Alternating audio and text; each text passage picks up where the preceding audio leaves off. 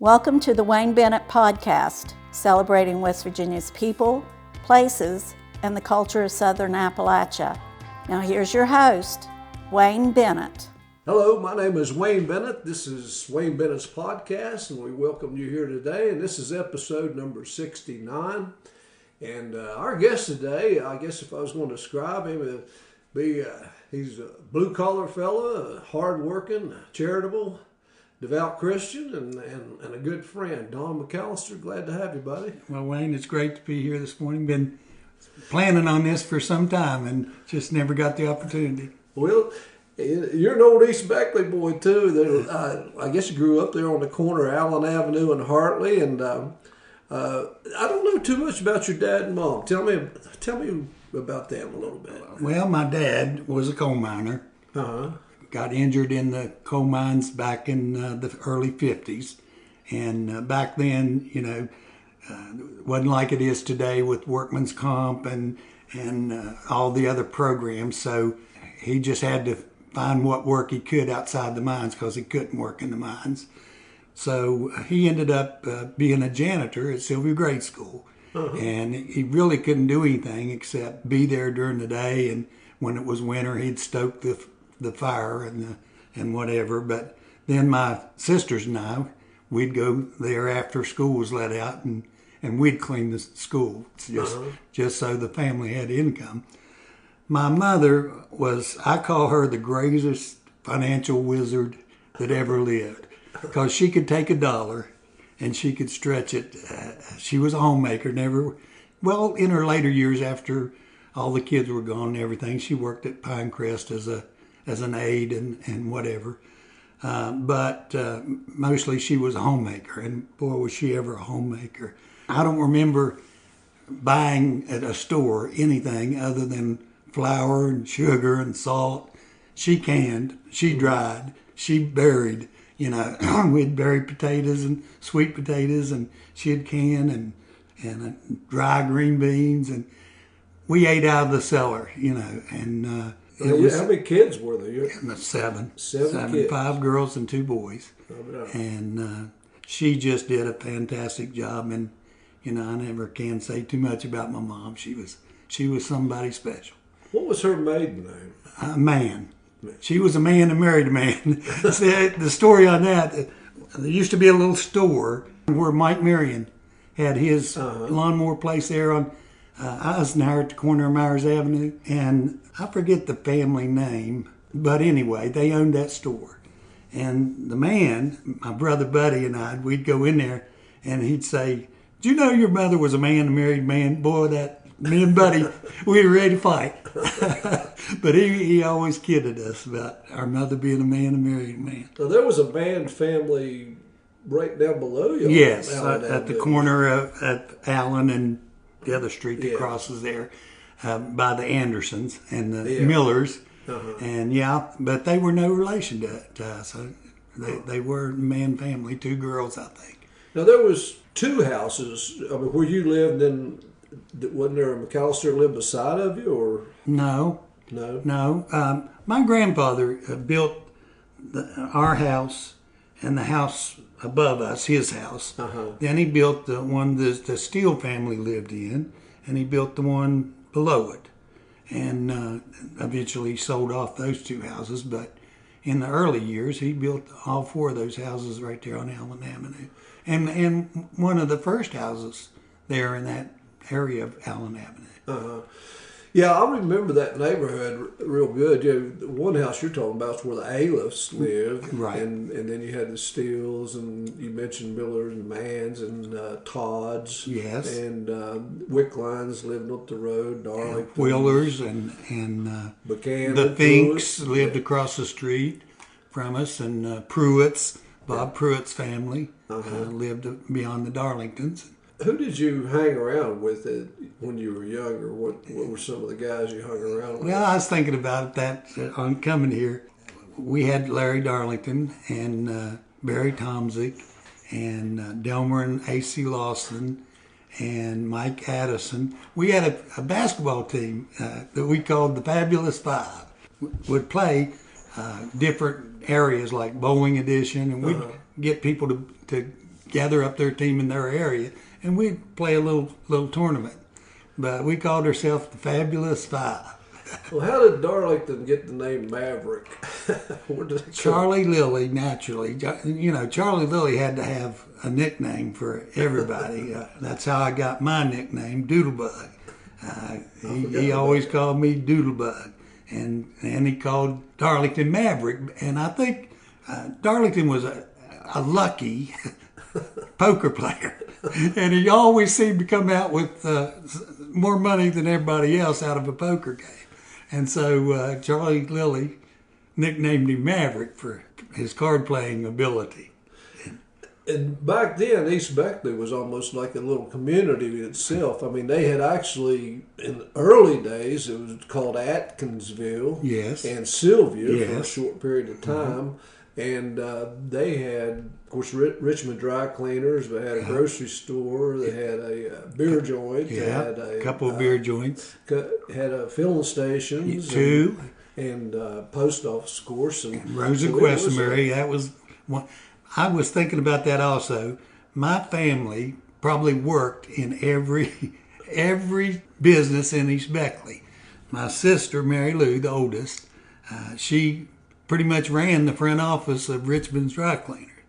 My sister Dreama worked and did a lot of the work at Steps Dry Cleaning. My brother Buddy worked at Rose and Questenberry Funeral Home. My sister Sandy worked at the drugstore that it's a parking lot now, but it was across or right beside Hamps. There was a drugstore there years ago. And my sister Sandy worked there. Carolyn, I forget where she worked, but she worked at one of the East Beckley. My brother and I ran the groceries for Beaver Sisters Grocery. They used to deliver, and especially over in the Red Brush. We delivered a lot over there, but my brother would drive the truck and I'd haul the groceries into the house. And we did that for several years. Now, was Wilson Furniture then? Yes. Was it there? There was a Wilson's Furniture there on the corner of South Kanawha. Then there was Faye Farley. I don't know if you remember Faye Farley. No. She was a mainstay in East Beckley. She had a store somewhere about, I don't think the building's there anymore, but it was somewhere near where they had the heat and air conditioning building. You know where I'm talking about? Charlie had that one. And she, back in that day, stores ran a tab, and a lot of people had monthly incomes, a lot of seniors, and they would run a tab till the people got the check, and then they'd come and pay. Yeah. And then another little grocery store that I never will forget. I think you had Chubb Hughes on your show here not long ago, didn't you? Yeah. Chubb's mom and dad, Albert and Boots Hughes. They had a little store at the corner of Sylvia Street. Jerry's Grocery. Maybe. That's what it was called. Yeah. Yeah. But they ran tabs. And I tell you, back in those lean days, they would run a tab for my family. Mm-hmm. And it was community effort. They looked after the community. Yeah, Boots was, I think, an Edmonds. She was. And I think Jerry was Jerry Edmonds, an uncle or somebody that had started that, and they took it over. Yeah, we spent, go in and get the 18-cent double colas, usually out of the water cooler, pop cooler, and I spent a lot of money there. Good people, hard workers. Hard working. Albert Hughes worked in the coal mines, and then when he come home from the coal mines, he'd relieve Boots and let her go home and take care of supper for the kids, and he'd work till closing. Yeah. And they were a hard-working family. And what about Sylvia School? Is there anything you remember, or any teachers, or any things stand out in your mind when you was going to Sylvia? Sylvia was a great school. Yes. When I went to college, I don't think I learned anything more after the 7th grade in English. Mrs. Colley, and I don't know if you remember Mrs. Colley. Yes. She was one of the most fantastic teachers that I've ever been under. And she taught us English. I never forgot it. And And I kept saying, you know, especially my first 2 years at Beckley College, it was just rehashing what she had taught us, you know. And, you know, there was a lot of great teachers there. Mrs. Bailey, 5th grade, Mrs. Hedrick, 6th grade. Then you got to Mr. Sims. Sims was notorious. He was a hardcore rascal, and I never will forget. You remember Wayne Campbell? Oh yeah. Mr. Sims whipped Wayne Campbell to where he couldn't sit down. He literally couldn't sit down, and people were scared to death of Mr. Sims. It's kind of funny. I don't think I ever got in any trouble when Sylvia School, especially when I had Mr. Sims. Yeah. I was scared of him, but he was a good teacher. The stuff he taught, he was, you know, we learned a lot of math. He was really big in, of course, West Virginia history, those kind of things, and but he was demanding. And when I went, we had a huge 8th grade class. We had to split. We had a regular 8th grade, and then they had to split one and had another 8th grade class because we had so many kids at that age. Yeah. And then there was Cecil Miller, the principal, and not a better man that I ever met. I never will forget the story that my brother Buddy and a couple of his buddies skipped school, and they got caught. And so they were in the principal's office, and the principal whipped 2 of them. And then he got to Buddy, and he said, "I'm not going to whip him." Said he's going to get it when he gets home, and he's going to get it worse than I'd give it to him, because the dad was there. And he said, "I'm not going to whip Buddy." Yeah, Cecil, I'd mentioned in an earlier podcast, he is also the mayor of Beckley during that period of time, and which was a part-time job. And he coached basketball at the school and in the 6th grade, and then he was mayor, and then the principal. He was something else. But did you play any other sports as a kid, or any? I played basketball for Sylvia. That's a funny story too. I never thought about the word discrimination until I got up into college or whatever, because there were 4 African American basketball players on our team, and one little white boy, Don McCallister. I was the only white kid on the team, but they were my friends. Mm-hmm. And so I never thought about the word discrimination until I got to college. Well, Sylvia was one of the first schools to integrate in the county. Yeah. And a lot of them hadn't even when, by the time I got in high school, a lot of the elementary still had not integrated, But yeah, there were several blacks that I went to school with from the 1st grade on. Yeah. And when you got into high school, now you were working.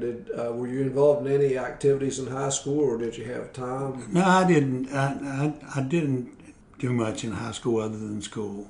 Uh-huh. I played baseball when I was in grade school up until about the 9th. Well, up until Babe Ruth, and. I need to check it, but at one time I had the record for strikeouts in minor league. I struck out 15. Wow. And it was only for one reason. I could get the ball across the plate, and most of them couldn't hit. So that was the reason I could strike them out. That young age, they really couldn't hit that well. But the one danger was, Lino DeMarchi. You remember Lino DeMarchi? No, I don't. Oh, he was a big rascal. He was twice the size of anybody else, and he was the home run king of minor league. And but I struck him out too. Now, did you caddy at Black Knight? I did. Yeah. That was, I think, most kids that had the opportunity caddied, and I did, and that was a great experience. I never will forget that actually the golf clubs that I still play with today was the pros golf clubs. And he got a new set, and he gave me that set of golf clubs. Wow. And they're vintage. Yes, they are. They are. But that was a great experience, and I never will forget that I was just a little teeny guy. And I was probably 5'4", 130, 145 pounds. And several of the ladies that played on Ladies' Day, they always asked for me. Back in that day, if they had a special caddy, they could ask for him. And you used to be in line when you signed up, and you'd get the next outing. But if they asked for you, you jumped the line. Uh-huh. The Fink family that owned the women's apparel store. Hub and Vogue. Yeah, Mrs. Fink and I think her name was Betty Basry. Those two would play together, and they'd always ask for me. Because I'd pay attention. They wouldn't lose their ball, I'd pay attention to where they hit their ball. How did that work when you caddied? You went and signed up. Yeah. And of course, you had to be approved ahead of time, did you? I guess. I think back in that day, anybody that mostly you were recommended. Yeah. The guys that were already there. Yeah, he's a good, hard working kid. He'll do you a good job. And so how much did they pay? Oh, Wayne, I would guess it was somewhere in the 60 to 75 cents a round. For 9 holes. Yeah. But most of them, just like those ladies, they'd probably give me $5 or something. Wow. Because so you lived on the and tips. they knew that they knew our family situation. They knew that this kid could use some money, and there was very benevolent people at Black Knight. Didn't you work for Pee Wee Bonds too? I did. Wayne, that's another story. My family taught us to work from an early age, and it was a great lesson. Like I told you, my dad was disabled and really wasn't making that much money at Sylvia. When I was 16 years old, I made more money than he did. At one point there, I was carrying. This was my first year at Beckley College. I was carrying 15 hours of college credit, and I was working 60 hours a week. Wow. I worked Pee Wee's. I drove his cigarette vending truck 2 days. For people that don't know, Pee Wee had a filling station. Right. Plus, he had a cigarette distributing company that went as far as Charleston and Whitesville, Coal City. I forget, there was 3 or 4 routes. But, Pee Wee, where the post office is right now, and another business there beside Rose and Questenberry, that was on that corner there. He had what we'd call a convenience store, a drugstore, and then the gas pumps. And later he took out the gas pumps, but originally he had gas there.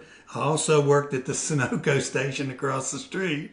I worked there, and I worked, and then I'd go help clean my Sylvia grade school, and then work at Pee Wee's from spare time. Well, it worked out good, Wayne, because I worked from 6 to 12 at Pee Wee's, and that would give me the time from 9 to 12. Very little walk-in traffic. It gave me time to study, so it worked out good too. I think a lot of my brother, I know a lot of people that their first job was Pee Wee's. He tended to hire a lot of the local boys and those things, and he was so good. He remembered everybody's name. I mean, for years, when we had the Greater East Beckley Open out at Cool Ridge, Pee Wee would drive up from Tennessee to see some of those boys. Yeah. Or you boys, and he knew everybody. He knew everybody in East Beckley, and most of them what their business was too. Yeah. And it got to the point he couldn't come anymore, and we really missed him. I mean, but you talked about Richmond Cleaners. My sister worked at Step Dry Cleaners for a while. I think my oldest sister, Helen, I think she made 35 cents an hour or something working the counter. And after Pee Wee left, there was a mom's restaurant there where the filling station was, and she had the best hot dogs in the world. And a lot of kids who normally went home for lunch would go down to Mom's and get hot dogs, and after a while, I think Mr. Miller had to put a stop to it because he got so many of them. By the time they got waited on, it was time for them to be back at school because there's so many. So, did you ever hear of Al Ellison? Oh yeah, the Boy Scout leader. Yeah. I was thinking about the people that influenced my life coming up through East Beckley. Al Ellison was one of them. Charlie Lilly. Charlie Lilly kept a lot of East Beckley kids out of trouble. You know, we'd gather at his house, and he was a Curtis Candy man, and he was an employee. And then Curtis Candy decided to stop that and go to independent contractors. So he bought his own truck and took over his routes that he ran for Curtis as an independent contractor. So he would, at night, load his truck with everything he needed, and then the next day go sell. And so a bunch of us East Beckley boys, we'd gather there and help him load the truck, and then we'd play ping pong or cards or something. And then, you know, Charlie Lilly was the Sylvia grade school playground coach. He gathered all the boys there for basketball and football, and I don't know whether this was true or not, but he always said that if he hadn't roughed up Bob Pruitt on the Sylvia grade school playground, he never would have made it in football. I believe it. But he taught a lot of us to play, and, you know, we'd play every Friday night. I think you probably was involved in some of them Friday night ball games at some school gym somewhere. We'd find a gym somewhere that we'd... And he probably paid the price. He probably paid for the gym that night. Yeah, he played basketball up till couldn't play anymore, and after we was all adults, and he was a competitor. When you go in driving into a basketball goal, he'd take your arms off. He'd call a foul, but he'd foul you good. Well, sometimes he would call a foul. Sometimes he would argue whether that was a foul or not. He kept a lot of East Beckley boys busy, and, you know, I never knew any of this, but I would bet there was times that he kept East Beckley boys' families alive, you know. Mm-hmm. He probably financially helped many times. And he enjoyed it. I see him on Halloween. He'd be coming running down South Canal, or Allen Avenue, and he had a big old green park, and it looked like a big old green parrot. And he'd be coming out there like he's getting ready to fly, and just laughing and everything. He enjoyed what he was doing, and he was one of the original idealists that came up with the Greater East Beckley Open, the golf tournament. He was a tremendous golfer himself. He and Billy Lane and I think Larry Buchanan had the original ideas, and played in it for several years. And his son Rod ran the tournament for. Incidentally, this tape will be out on Friday before the 44th annual GIBO. So people, that's how long it's been going on, and it's been good. We had a show a couple of weeks ago about Cabbage Head Meadow. And I heard it. I don't know whether you recall experiences with him or... I don't that much. I remember being afraid of him, you know, because he was different, you know, and I don't know if my family had any association with him because no one ever told me about him other than, you know, just the street gossip. That's Cabbage Head. He lives at the dump, and, you know, he lives in the caves. And, you know, I think one time Larry Darlington and Barry and Tom Zick and myself were down on the tracks at Piney, and we ran into him, and we turned and went the other way.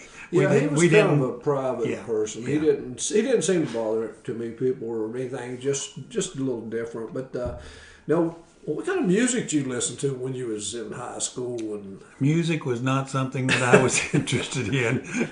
You know, I liked music, but now, I remember seeing you at a dance one time over at the Armory. Is that right?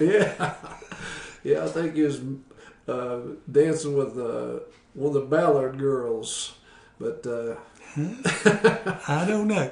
Now, my brother could dance. I didn't care for music or dancing or whatever. Never was taught or practiced or anything. I was pretty backward.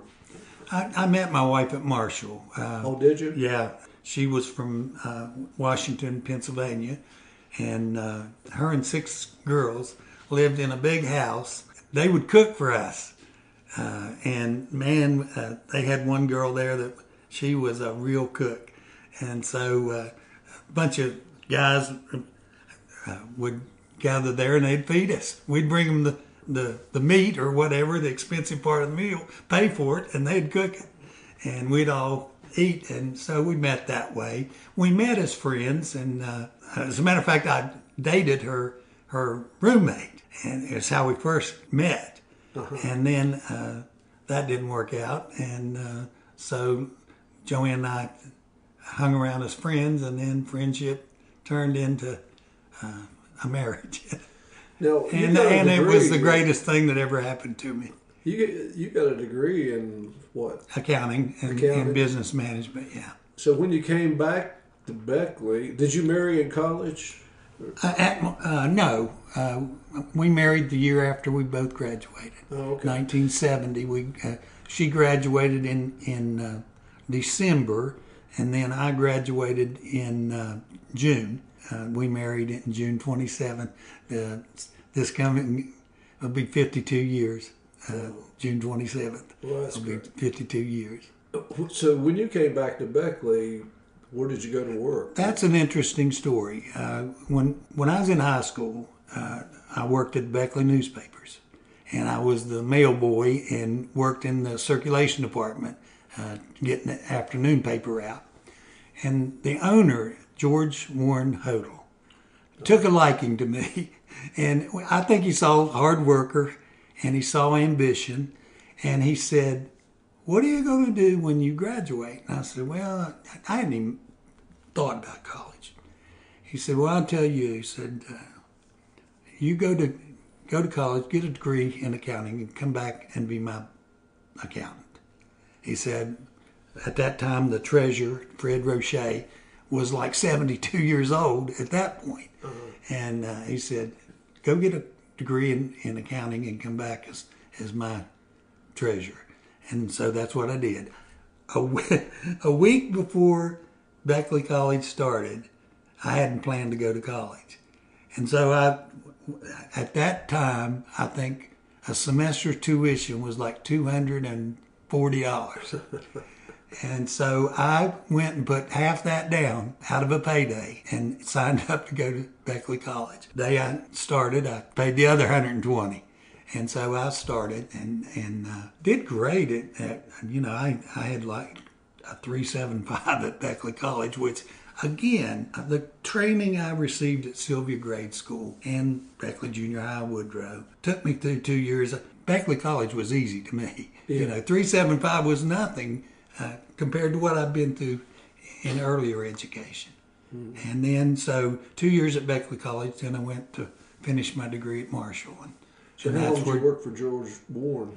All through college, all through Beckley College, and I worked I was probably in the 10th grade when I started. I worked a couple of years high school, and then I worked while I was at Beckley College. There for a while you worked for Ashland, didn't you? I worked 7 years at Beckley newspapers, and then the Hodel family decided to sell out, and they sold to Charleston paper, and I didn't like what I saw, especially the way they were treating Beckley newspapers under the Hodels was a family business. Yeah. I mean, there was complaints that he didn't pay what he could have, but he treated employees as family. He loved his employees, and it was a family atmosphere.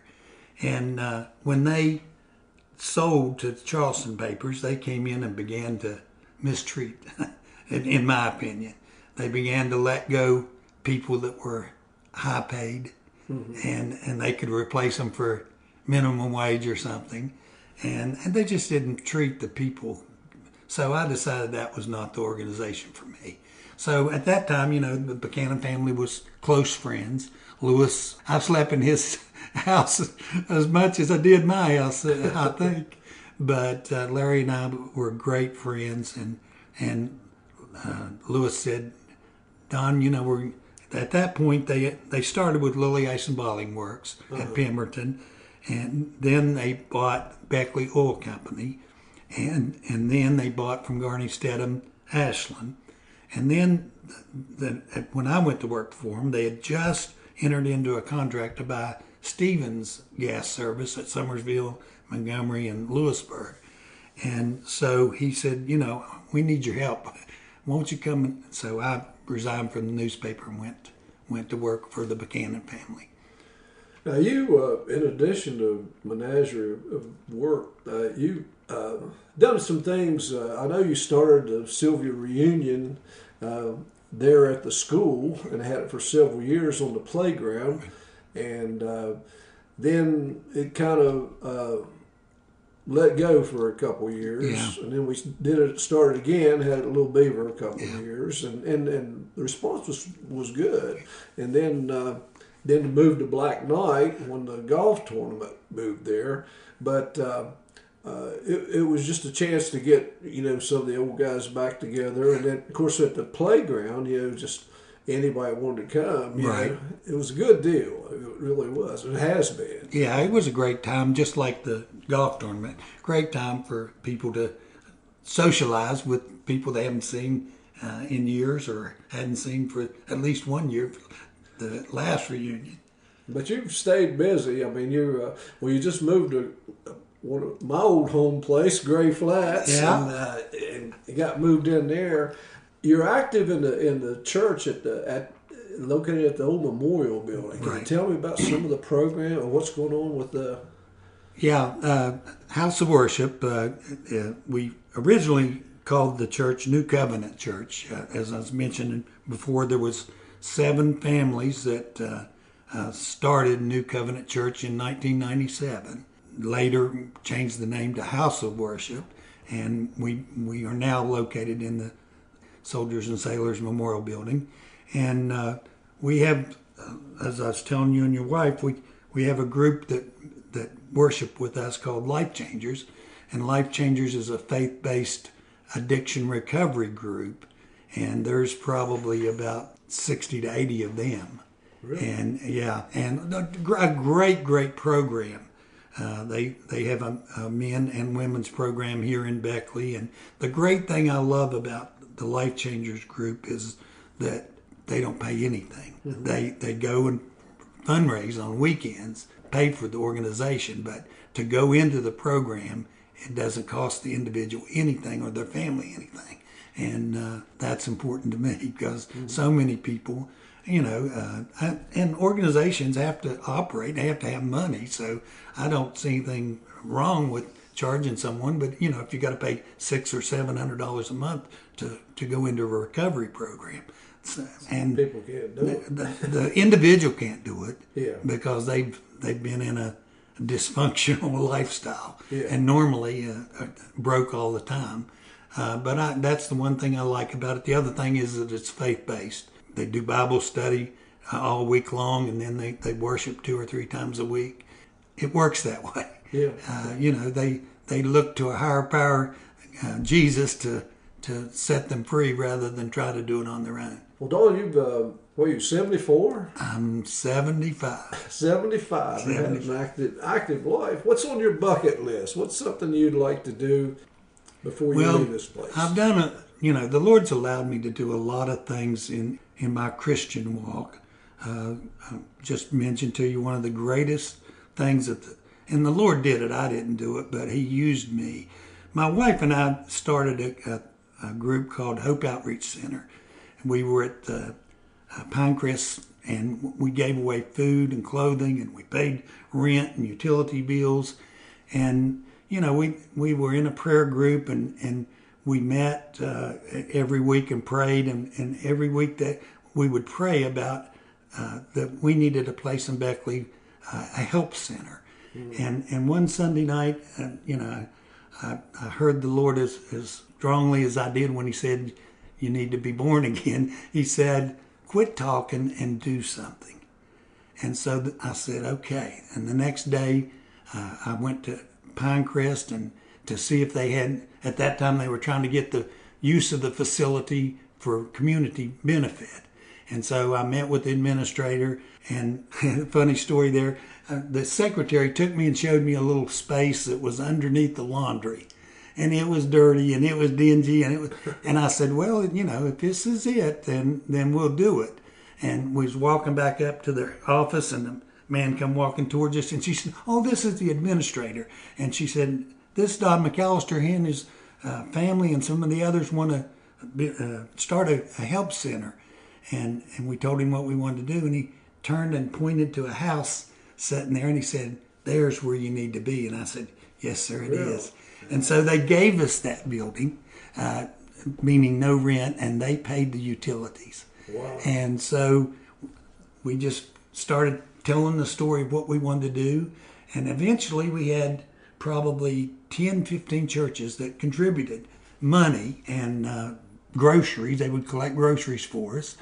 And Wayne, in the 9 years that we operated that, the Lord moved $1,100,000 worth of food, clothing, and paying bills and whatever. When we finished, and we told the Lord when we started, we said, "You provide and we'll distribute.